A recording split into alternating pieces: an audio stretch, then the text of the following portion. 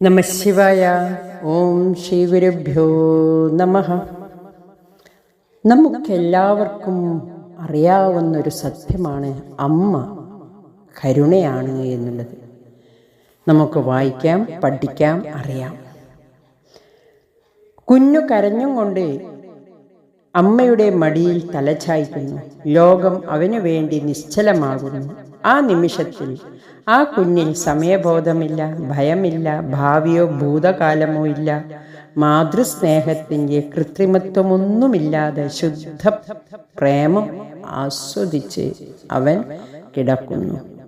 ശ്രീ മാതാ അമൃതാനന്ദമയി ദേവി ലോകത്തിന് അമ്മയാണ്. മാതൃത്വത്തിൻ്റെ വിസ്മയഭരിതമായ ആത്മചൈതന്യം, അമ്മയുടെ ഹൃദയവും കാരുണ്യനിർഭരം. അമ്മ ചേർത്തു പിടിക്കുമ്പോൾ ഭക്തമാനസം ആനന്ദ കണ്ണീരൊഴുക്കുന്നു. ഭക്തൻ്റെ വത്സല ശിഷ്യൻ്റെ ആ ആനന്ദ കണ്ണീരിൽ തളർച്ചയില്ലാതാകുന്നു. നീ ഒറ്റയ്ക്കല്ല എന്ന് അമ്മ മൗനഭാഷയിൽ സംസാരിക്കും. ചിലർ അമ്മയെ സ്പർശിക്കുമ്പോൾ അമ്മ അവർക്കൊരു മനുഷ്യൻ മാത്രം. ചിലർക്ക് അമ്മ ദൈവമാണ്. എന്നാൽ സത്യത്തെ കണ്ടെത്തിയവർക്ക് ദൈവത്തിൻ്റെ ആ മുഖം കരുണാരസ സമുദ്രമാണ്. അമ്മയുടെ സംസാരം വാക്കുകളല്ല, സ്പർശമാണ്. വാക്കുകൾ മനസ്സിനെ സ്പർശിക്കും, എന്നാൽ അമ്മയുടെ സ്പർശം ആത്മാവിനെ സ്പർശിക്കും. ഒരിക്കൽ ദൂരെ നിന്ന് ഞാൻ നോക്കി കാണുകയായിരുന്നു. ഏതോ ഒരാൾ പൊടി പടർന്ന വസ്ത്രങ്ങളോടെ അമ്മയുടെ അടുത്തെത്തി. അമ്മ അയാളെ ചേർത്തു പിടിച്ചു. അയാൾ കരഞ്ഞു. അയാൾക്ക് ഭക്ഷണമായിരുന്നില്ല വേണ്ടത്, പണമായിരുന്നില്ല. അയാൾ തേടിയത് മനുഷ്യഹൃദയമായിരുന്നു.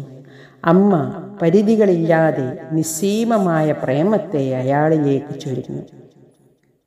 അപ്പോൾ ഞാൻ ഓർത്തു, ചേർത്ത് പിടിക്കാൻ നമ്മെ ആരെങ്കിലും പഠിപ്പിച്ചുവോ? ഇല്ല. ജീവിതം മുഴുവൻ നാം പഠിച്ചത് മത്സരിക്കാനാണ്, പോരാടാനാണ്, ഭയപ്പെടാനാണ്. എന്നാൽ അമ്മ പഠിപ്പിച്ചതോ, നീ ജയിക്കാനല്ല ജനിച്ചത്, നീ സ്നേഹിക്കാനാണ് ഈ ഭൂമിയിൽ വന്നതെന്ന പ്രേമപാഠം. അനവധി ഗുരുക്കന്മാരുണ്ട്. ചിലർ ഉപദേശിക്കുന്നു, ചിലർ പുസ്തകങ്ങൾ എഴുതുന്നു, ചിലർ വേദാന്ത മഹിമയെ പ്രചരിപ്പിക്കുന്നു.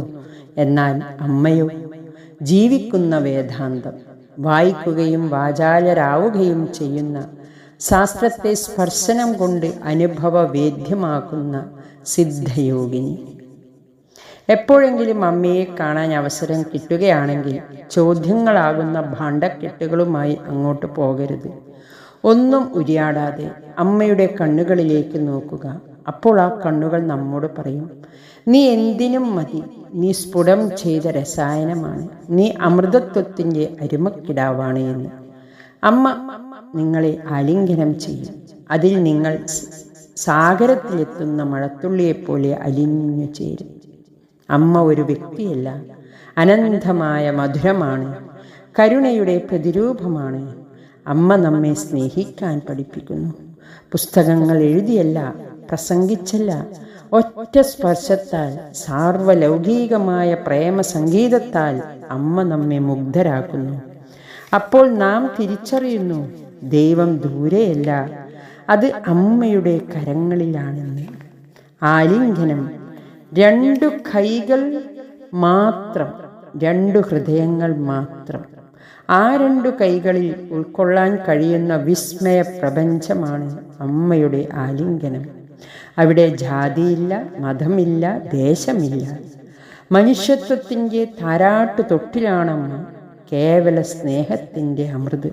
ഒടുവിൽ അമ്മയെ കണ്ട ഓരോരുത്തരും സ്വയം ഉപനിഷത്തായി മാറുന്നു.